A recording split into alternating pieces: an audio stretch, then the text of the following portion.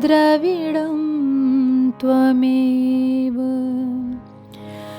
त्वमेव सर्वं मम देव देवा।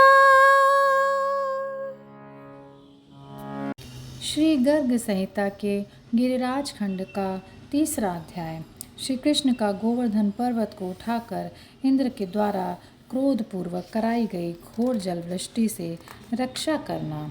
श्री नारद जी कहते हैं, राजन, तदनंतर मेरे मुख से अपने यज्ञ का लोप तथा गोवर्धन पूजनोत्सव के संपन्न होने का समाचार सुनकर देवराज इंद्र ने बड़ा क्रोध किया।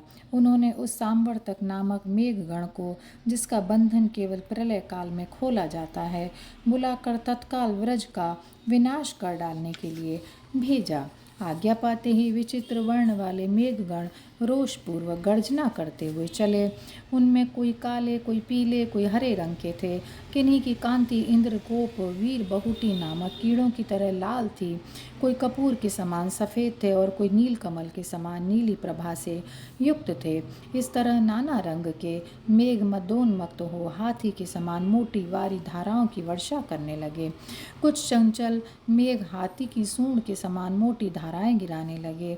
पर्वत शिखर के समान करोड़ों प्रस्तर खंड वहाँ बड़े वेग से गिरने लगे।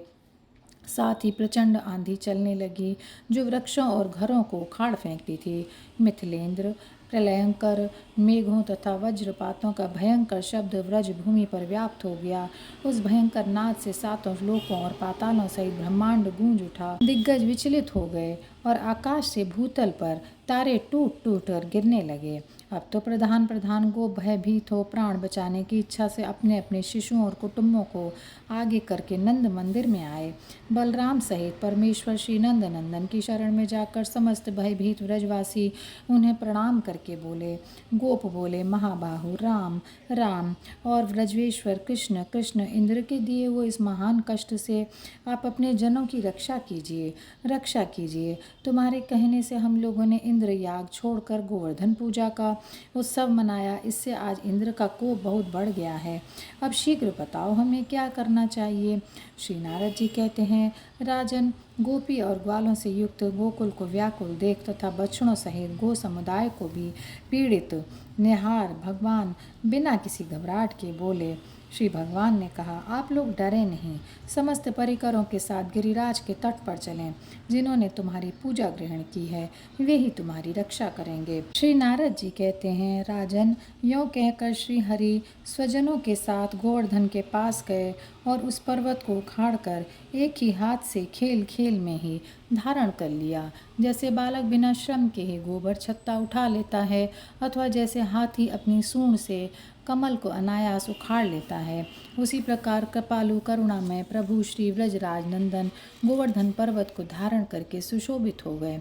फिर वे गोपों से बोले, मैया, बाबा, व्रजवल्लभ वरेशगण, आप सब लोग मेरी सामग्री संपूर्ण धन और गौों के साथ गिरिराज के गर्त में समा जाइए। यही एक ऐसा स्थान है जहाँ इंद्र का कोई भय नहीं है। श्रीहरि का यह वचन सुनकर गोधन, कुटुंब तथा अन्य समस्त उपकरणों के साथ वे गोवर्धन पर्वत के गड्ढे में समा गए। ईश्वर श्री कृष्ण का अनुमोदन पाकर बलराम जी सहित समस्त सखा ग्वाल बालों ने पर्वत को रोकने के लिए अपनी अपनी लाठियों को भी लगा लिया।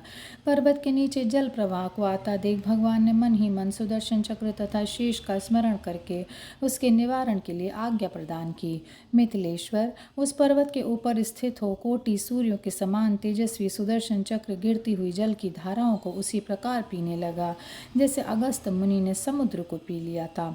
उस पर्वत के नीचे शेषनाग ने चारों ओर से गोलाकार स्थित हो उधर आते हुए जल प्रवाह को उसी तरह रोक दिया जैसे तट भूमि समुद्र को ही रोके रहती है।